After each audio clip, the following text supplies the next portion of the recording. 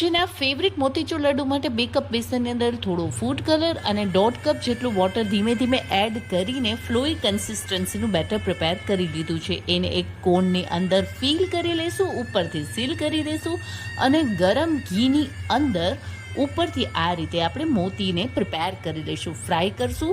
આ સ્ટેજ ઉપર ઘી ગરમ હોવું ખૂબ જ જરૂરી છે અને પછી સ્લો ફ્લેમ પર એને ફ્રાય કરીને આ રીતે સ્ટ્રેનરથી સ્ટ્રેન કરી લઈશું. બધા બેચીસ પ્રિપેર કરી લીધા. ચાસણી માટે 2 કપ જેટલા ખાંડની અંદર 1.5 કપ પાણી અને થોડો ફૂડ કલર એડ કરી અને સ્ટીકી કન્સિસ્ટન્સીની ચાસણી પ્રિપેર થઈ જાય એટલે બધા મોતી એડ કરીને 5 મિનિટ માટે ઢાંકીને ચાસણીને એબ્ઝોર્બ થવા દેશું.